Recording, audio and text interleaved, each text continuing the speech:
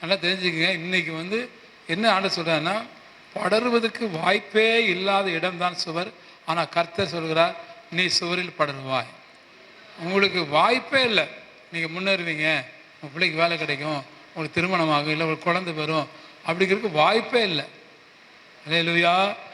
உங்கள் கணவன் திருந்துவார், உங்கள் மனைவி ரட்சிக்கப்படுவார், உங்கள் வீட்டுக்காரங்க எல்லாம் சபைக்கு வருவாங்க அப்படிங்கிறது வாய்ப்பே கிடையாது.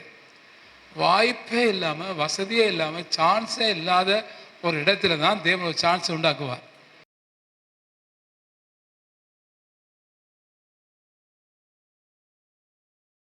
ஆதியாகமம் 49ஆம் அதிகாரம் 22ஆம் வசனம். யோசேப்பு கனிதரும் செடி, அவன் நீர் ஊற்றண்டையில் உள்ள கனிதரும் செடி, அதன் கொடிகள் சுவரின் மேல் படரும்.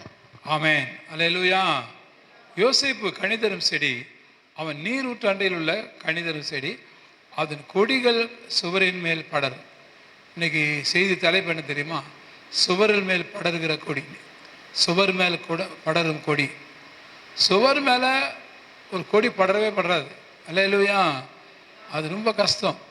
ஏன்னா மரத்து மேலே படரும், மற்ற கிளைகள் படரும். இப்போ எத்தனையோ விதமான பிடித்தளங்கள் இருக்கணும், அதுக்கு படர்ந்து போகிறதுக்கான வழிகள் இருக்கணும். ஆனால் செவர் வலுவலுன்னு இருக்கும். நம்ம செவர் எப்படி இருக்கும்? அது மேலே படருமா? அது மேலே எந்த செடியும் படராது. அதுக்கு சொரப்பாக அது கொஞ்சம் ஆணி கீணி அடித்து அதுக்கு கொஞ்சம் வாய்ப்பு, அது படறதுக்கு வாய்ப்பு இருந்தால் அது படரும். ஆனால் வாய்ப்பே இல்லாத ஒரு இடம் என்ன? அது சுவர் தான். அல்லேலூயா. வாய்ப்பே இல்லை, வசதியே இல்லை, சான்ஸே இல்லை அந்த செவத்து மேலே கொடி படுறதுக்கு. சரியா? இப்போ நம்ம திராட்சை கொடியெல்லாம் படுறதுக்கு பந்தல் போடுவோம். எதுக்கு பந்தல்? கொடி படுறதுக்கு. கொடி படுறதுக்கு திராட்சை செடி படரணும்னா அது பந்தல் போட்டால் தான் படணும். அல்லேலூயா, அல்லேலூயா. ஒரு பந்தலும் போடாமல் திராட்சை கொடி படராது.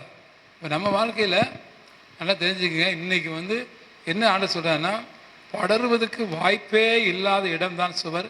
ஆனால் கர்த்தர் சொல்கிறார், நீ சுவரில் படருவாய். உங்களுக்கு வாய்ப்பே இல்லை, நீங்கள் முன்னேறுவீங்க, உங்கள் பிள்ளைக்கு வேலை கிடைக்கும், உங்களுக்கு திருமணமாகும், இல்லை உங்களுக்கு குழந்தை வரும், அப்படிங்கிறதுக்கு வாய்ப்பே இல்லை. அல்லேலூயா. உங்கள் கணவன் திருந்துவார், உங்கள் மனைவி ரட்சிக்கப்படுவார், உங்கள் வீட்டுக்காரங்க எல்லாம் சபைக்கு வருவாங்க, அப்படிங்கிறது வாய்ப்பே கிடையாது. வாய்ப்பே இல்லாமல், வசதியே இல்லாமல், சான்ஸே இல்லாத ஒரு இடத்துல தான் தேவன் ஒரு சான்ஸ் உண்டாக்குவார், ஒரு வழியை உண்டாக்குவார். அல்லேலூயா சொல்லுங்க. இந்த ஆத்மா, இந்த நோய் வந்துருச்சா அவங்க பிழைக்கவே முடியாது, பிழைக்க சான்ஸே இல்லை. கடவுள் நேரம் வந்தால் கூட உங்கள் அம்மா பிழைக்க மாட்டாங்க, உங்கள் மனைவி பிழைக்காது, இந்த குழந்தை பிழைக்காது, சான்ஸே இல்லை. ஆனால் ஆண்டவர் சொல்கிறாரு, அந்த சான்ஸ், பிழைக்க சான்ஸே இல்லை அப்படிங்கிற இடத்துல தான் அவங்களை பிழைக்க வைக்க போகிறேன் நான். கைத்தட்டுங்க வச்சாமா. எத்தனை டாக்டர்மார் சொல்கிறாங்க தெரியுமா? அந்த அவருக்கு வியாதிக்கு இவ்வளோ வியாதி, இவ்வளோ பயங்கரமாக அரிச்சிருச்சு, செல்லெல்லாம் அரிச்சிருச்சு, எலும்பெல்லாம் அரிச்சிருச்சு, நுரையீரலாம் வீணாக போச்சு, அவங்க பிழைக்க வழியே இல்லை அப்படின்னு சொல்லுவாங்க. ஆனால் அந்த இடத்துல தான் ஆண்டவர் நிற்கிறாரு, என் பிள்ளை பிழைச்சிருவான், என் மனைவி பிழைச்சிருவான், என் மகன் பிழைச்சிருவான். அல்லேலூயா. நீங்கள் நல்ல விசுவாசத்தை நீங்கள் நல்லா பெருக்கிக்கணும். இப்போ யோசேப்பை குறித்து ஆண்டவர் சொல்கிறார். யோசேப்பு தான் அந்த சுவர் மேல் படர்கிற கொடி. சுவர் மேல். ஆமாம், யோசேப்பு இனி அவன் முன்னேறதுக்கு, அவனுக்கு வாழ்கிறதுக்கு வழியே கிடையாது. நாடு விட்டு நாடு கொண்டு போயாச்சு, ஊர் விட்டு ஊருக்கு கொண்டு போயாச்சு, அறிமுகம் இல்லாத மக்கள் இடத்துக்கு கொண்டு போயாச்சு. யோசேப்புக்கு எந்த விதமான ஒரு சான்ஸே கிடையாது. அல்லேலூயா. அவனை அடிமையாக விற்றுட்டாங்க, அவனை குழியில் தூக்கி போட்டாங்க, அவனை ஜெயிலுக்கு கொண்டு போயிட்டாங்க. அல்லேலூயா சொல்லுங்க. ஆமாம், ஆண்டவர் அவரை குறித்து திட்டம் வச்சுக்கார், பெரிய திட்டம். யோசேப்பு கனிதரும் செடி. யோசேப்பு கனிதரும். ஆமாம், யோசேப்பு அநேகருக்கு ஆசீர்வாதமாக இருக்க போகிறாரு. ஆண்டவர் மனசை வச்சு சொப்பனத்தில் பேசிட்டார். ஆனால் அவன் நிலைமை பார்த்தீங்கன்னா பெரிய பரிதாபம். ஊர் விட்டு ஊர் போயாச்சு, நாடு விட்டு நாடு போயாச்சு, இடம் விட்டு இடம் போயாச்சு. அல்லேலூயா. வீட்டுக்குள்ள குளிர்த்துக்கு போட்டாச்சு, ஜெயிலுக்கு போயிட்டார். இப்போ யோசேப்பு மாவாட்டுறாரு. இப்போ யோசேப்பு மேலே அபாண்டமான பழி போட்டாச்சு. யோசேப்பு வளர்றதுக்கு, யோசேப்பு வாழ்வதுக்கே வழி இல்லை. அல்லேலூயா. அந்த மாதிரி நிலைமைக்கு யோசேப்பு போயிட்டார். யோசேப்புக்கு ஒரு எதிர்காலம் இருக்குதுன்னு சொல்லவே முடியாது. Hallelujah. There is no future, there is no future at all. அவருக்கு ஒரு எதிர்காலம் இருக்குன்னு யாராலும் நிதானிக்கவே முடியாது. அந்த நிலைமையில நீங்க இருந்தீங்கன்னா உங்களுக்கு தான் அந்த செய்தி. அல்லேலூயா, உங்களுக்கு தான். அதனால நீங்க ஒன்றும் கவலைப்படாதீங்க. ஆண்டவரே, யோசேப்பின் தேவன் என்னுடைய தேவன், சுவர் மேல் படரும் கொடியாக யோசேப்பை ஆசீர்வதிச்ச ஆண்டவர் என்னை ஆசீர்வதிக்கிறீர் ஆண்டவரே. நோ பாசிபிலிட்டிஸ், ஒரு வாய்ப்பு இல்லை, ஒரு வசதி இல்லை, ஒரு சான்ஸ் இல்லை. ஆனால் என்னை வாழ வைக்கிறவன் நீர் ஆண்டவரே. அல்லேலூயா. நீங்கள் உட்கார்ந்துருக்கிற ஒவ்வொருவருக்கும் ஒரு நாள் இப்படி வரும், ஒரு நேரம் இப்படி வரும். இப்போ நீங்கள் நல்லா தான் இருப்பீங்க, இப்போ நல்லா இருப்பீங்க. ஆனால் ஒரு நேரம் வரும் பாருங்க, அவ்வளோதான்டா முடிஞ்சு போச்சு கதை அப்படின்னு சத்துருலாம் சிரிக்கிற அளவுக்கு ஒரு நேரம் வரும். ஆனால் அந்த நேரத்தில் என் மகளை பார்த்து சிரிக்காத, என் பிள்ளை வாழ வைப்பேன் ஆண்டு வருவார். அல்லேலூயா. எந்த சூழ்நிலையில் நீ கைவிடப்பட்டீங்களோ அந்த சூழ்நிலை இயேசு கரம் பிடி தூக்கி எடுப்பார். விசுவாசிக்கிறீங்களா? அப்போ வாய்ப்பே இல்லாத இடங்களில் தேவன் வாழ வைப்பார். சூழ்நிலைகளே நமக்கு விரோதமாக இருக்க இடங்களில் நம்ம வாழ வைப்பார். எதிர்ப்புகள் நிறைந்த இடத்துல நம்மளை வாழ வைப்பார். இதெல்லாம் நீ குறித்து வச்சுக்கணும். எதிர்ப்புகள் நிறைஞ்ச இடம். அல்லேலூயா. நமக்கு சப்போர்ட் பண்ண யாருமே இல்லை. அப்படி எதிர்ப்புகள் நிறைந்த இடத்துல என்னை வாழ வைப்பார். மிகுந்த போராட்டத்தின் மத்தியில் வாழ வைப்பார். அதான் 105ஆம் சங்கீதம் 18ஆம் வசனம் வாசிங்க. 105ஆம் சங்கீதம் 18ஆம் வசனம், 105ஆம் சங்கீதம் 18ஆம் வசனம். அவர் கால்களை விலங்கு போட்டு ஒடுக்கினார்கள்.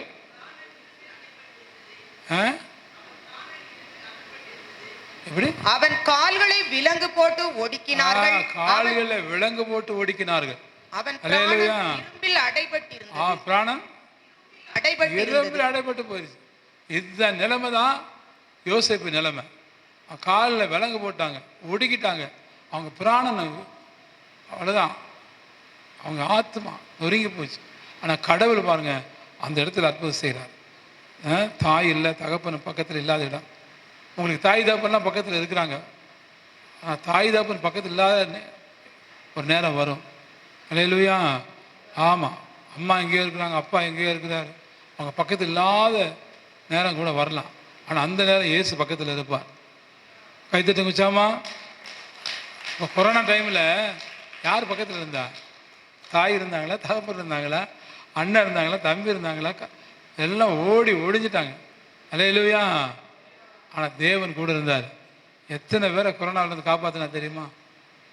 ஃப்ரான்ஸ்லேருந்து ஒரு தம்பி கொரோனா டைமில் சாட்சி சொன்னார். அப்படி ஒரு பயங்கரமான ஒரு நிலைமை. அந்த மகனை கற்று அதிசயமாக குணமாக்கி ஆச்சரியமான சாட்சியாக நம்ம டிவியில் சாட்சி சொல்ல வச்சார். அதே தேவன் உங்களுக்கு அற்புதம் செய்வார். அல்லேலூயா. 1 பேதுரு 1:5 வாசிங்க. 1 பேதுரு 1:5. 1 பேதுரு 1:5 வசனம். கடைசி காலத்திலே வெளிப்பட ஆயத்தமாக்கப்பட்டிருக்கிற ரட்சிப்புக்கு ஏதுவாக விசுவாசத்தை கொண்டு தேவனுடைய பலத்தினாலே காக்கப்பட்டிருக்கிற உங்களுக்கு அந்த சுதந்திரம் பரலோகத்தில் வைக்கப்பட்டிருக்கிறது. 1 பேதுரு 5:10. 1 பேதுரு 5:10 வசனம். கிறிஸ்து இயேசுவுக்குள் நம்மை தமது நித்திய மகிமைக்கு அழைத்தவராய் இருக்கிற சகல கிருபையும் பொருந்திய தேவன் தாமே கொஞ்ச காலம் பாட அனுபவிக்கிற உங்களை சீர்படுத்தி ஸ்திரப்படுத்தி பலப்படுத்தி நிலை நிறுத்துவாராக. அல்லேலூயா.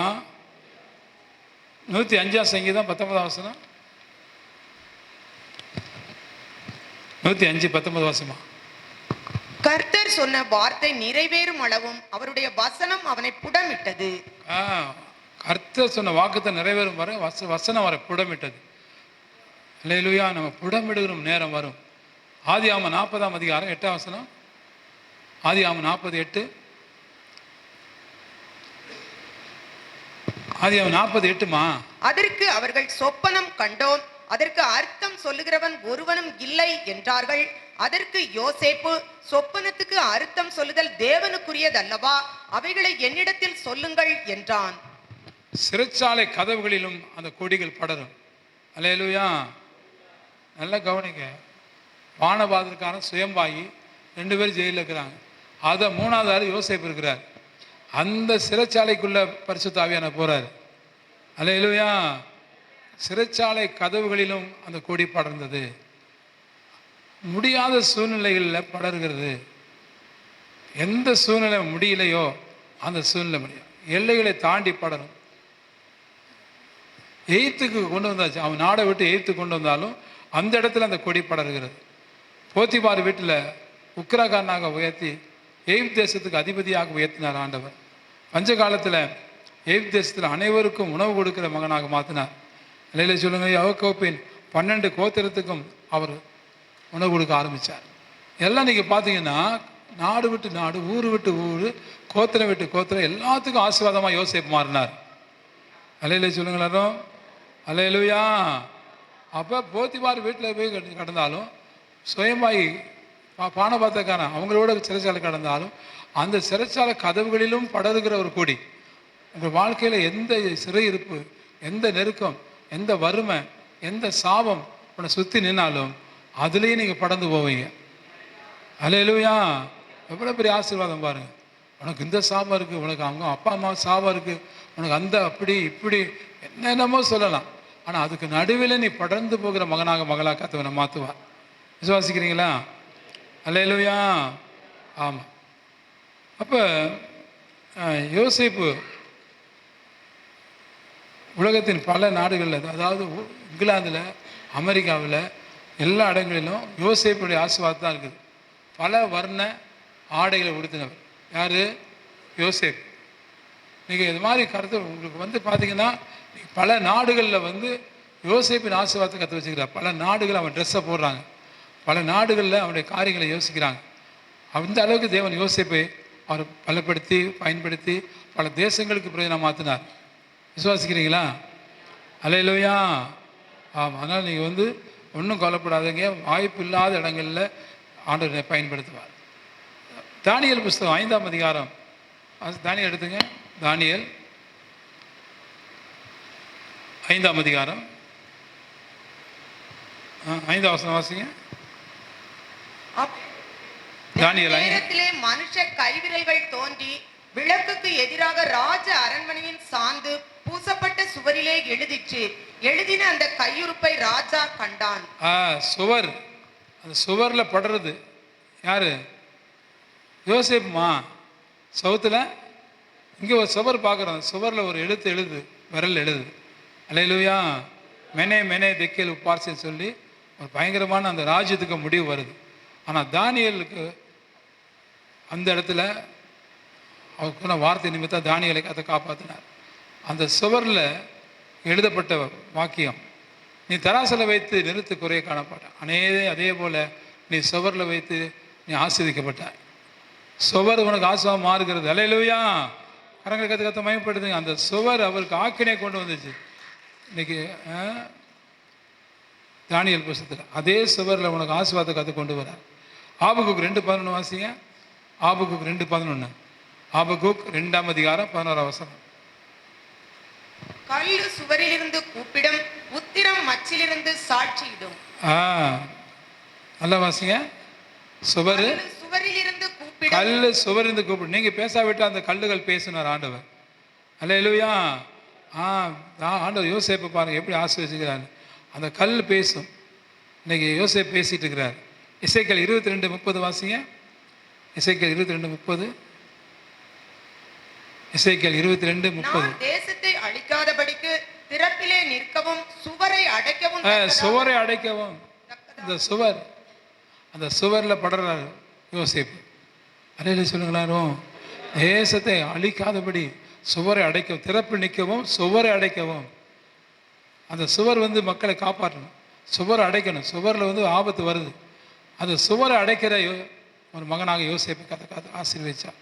எபேசியர் 2:14 வாசிங்க. எபேசியர் 2ஆம் அதிகாரம் 14ஆம் வசனம். எபேசியர் 2ஆம் அதிகாரம்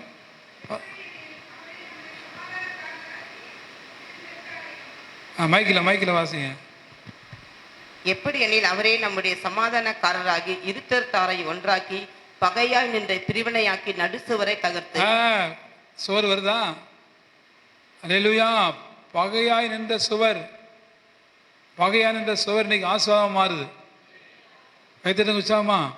அந்த சுவரில் படறாரு யோசேப்பு. சுவரில் படரும் கூடி பகையாக நின்றது, அழிவு இருந்தது, ஆபத்தை கொண்டு வருது. மிக்க மெனே மெனே திக்கர் உப்பார்சின் என்று சொல்லி நிறுத்து குறையப்பட செவரில் பலவிதமான காரியங்கள். நீங்கள் பேசாவிட்டு அந்த கல்லுகள் பேசும். அல்லேலூயா. அப்போ ஆண்டவர் யோசேப்பை எப்படியெல்லாம் தேவன் ஆசீர்வதிச்சார் பாருங்க. யோசேப்பை தேவன் எப்படி ஆசீர்வதிச்சார்.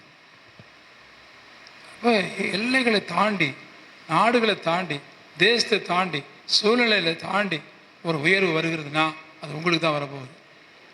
இந்த எல்லையில் தான் உனக்கு ஆசீர்வாதம், இந்த நாட்டு தான் உனக்கு ஆசீர்வாதம், இந்த வீட்டில் தான் உனக்கு ஆசீர்வாதம். இல்லை இல்லை இல்லை, இந்த வீட்லேயோ இந்த நாட்டிலையோ இந்த தேசத்துலேயோ உனக்கு ஆசீர்வாதம் இல்லை. அதெல்லாம் தாண்டி போது பெரிய ஆசீர்வாதம். உன் வீட்டுக்குள்ளே சின்ன ஆசீர்வாதம் தான், உன் ஊரில் சின்ன ஆசீர்வாதம் தான். ஆனால் இந்த வீட்டை தாண்டி, ஊரை தாண்டி, எல்லை தாண்டி போகிற ஆசீர்வாதம் தான் பெரிய ஆசீர்வாதம். அதுதான் யோசேப்புக்கு ஆண்டு கொண்டு வந்த ஆசீர்வாதம். எத்தனை விசுவாசிக்கிறீங்க? அல்லேலூயா. இன்னைக்கு எந்த விதமான எண்ணத்தை நீங்கள் இருக்கீங்க? எங்கள் அண்ணன் வெளிநாடு போயிட்டாரு, எங்கள் அக்கா வெளிநாடு போயிட்டாங்க, அவங்க இப்படி படிச்சுட்டாங்க, இவங்க இப்படி ஆயிட்டாங்க, அவங்க உயர்வாங்க. இல்லை கர்த்தருடைய பிள்ளை, யார் உயரட்டும், யார் வெளிநாடு போகட்டும், கவலைப்படாதீங்க. ஆனால் உங்களுக்கு யோசேப்பின் ஆசீர்வாதம் வருகிறது.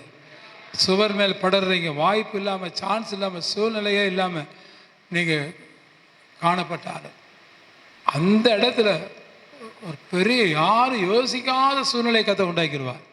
யாரும் நினைச்சு பார்க்காத சூழ்நிலை உண்டாக்குவார். யாரும் உயர முடியாத அளவுக்கு உயர்த்திடுவார் ஆண்டவர். அப்போ உங்கள் விரல் அசைஞ்சாதான் தேசமே அசைகிற மாதிரி யோசேப்பு கத்தை உயர்த்திட்டார். யோசேப்பு சுவர் மேல் படுற கூடி, அவனுக்கு ஏதுகரமே இல்லையே, அவனுக்கு வாய்ப்பே இல்லையே, அவனுக்கு சான்ஸே இல்லையே. ஆமாம், அதுக்கு வாய்ப்பையும் சான்ஸையும் உண்டாக்குறவர் கர்த்தர் இல்லையா? அவர் தானே. அல்லேலூயா. எல்லாரும் அண்ணன் தம்பியெல்லாம் வந்து அவர்கிட்ட கையேந்துறாங்களே, அவங்க கோத்திரத்தார் வந்து அவங்களோட சாப்பாடு கேட்குறாங்களே. அல்லேலூயா. யோசேப்பு தானே அவங்களுக்கு சாப்பாடு கொடுக்குறாரு, தகப்பனை காப்பாற்றுறாரு. அல்லேலூயா. அநேகருக்கு அடைக்கல பட்டணமாக மாறிட்டாரே யோசேப்பு. நான் அங்கே இருக்கிறேன், தம்பி இருக்கிறான், அவங்க குடும்பத்தார் எல்லாம் ஓடி வர்றாங்க. நீ உங்களை தேடி ஓடி வருவாங்க. உங்களை தேடி உங்கள் அப்பா வருவார், அம்மா வருவாங்க, அண்ணன் தம்பி வருவான், அக்கா தங்கச்சி வருவான். இன்றைக்கி வெறுத்தவங்க, இன்றைக்கி உங்களை கேலி பரியாசம் பண்ணுறவங்க, நாளைக்கு உங்களை பகைக்கிறவங்க எல்லாம் நாளைக்கு வரப்போகிறாங்க. எத்தனை விசுவாசிக்கிறீங்க? அல்லேலூயா. அது மனுஷனால் உண்டாகிறது இல்லை, தேவனால் உண்டாகிறது. அது அப்பாவால் உண்டாகலை, அண்ணன் தம்பியால் உண்டாகலை, யாராலும் உண்டாகலை. கர்த்தர் 100க்கு 100 அவர். யோசேப்பு உயர்த்தினாரு, யோசேப்பு உயர்த்தினாரு. வாய்த்தனை சொல்லுங்க, யோசேப்பு உயர்த்தினாரு. அவங்க அப்பாவும் கிடையாது, அவங்க அம்மாவும் கிடையாது, அண்ணனும் கிடையாது, ரூபனும் கிடையாது, யாரும் கிடையாது. 100க்கு 100 யாரும் கர்த்தர் உயர்த்தினார். நீங்களும் 100க்கு 100 கர்த்தர் உங்களை உயர்த்துவா. அல்லேலூயா. நீங்கள் ஒன்றும் சோர்ந்து போகாதீங்க. சான்ஸ் எல்லாம் இழந்துட்டேன், வாய்ப்பு நீ எனக்கு கிடையாது அப்படின்னா பரவாயில்ல. அந்த வாய்ப்பை உண்டாக்குற கர்த்தர் அதுக்கான வழி திறப்பா. நிச்சயமாக உங்களை கட்டாயம் உயர்த்துவா. சரி, எல்லாம் ஜெபம் பண்ணுவேன், எலும்புங்க. அதே மாதிரி நோய் நொடி வந்தாலும் நீங்கள் கவலைப்படக்கூடாது. அந்த நோயிலிருந்து, பேயிலிருந்து விடுவிக்கிறவர் கர்த்தர் தான் நமக்கு விடுவிப்பார். அந்த டாக்டர் சொல்லிட்டார், இந்த டாக்டர் சொல்லிட்டார், எல்லா இடத்துக்கும் போனாலும் எலும்புங்க நான் சொல்கிறேன் கதை.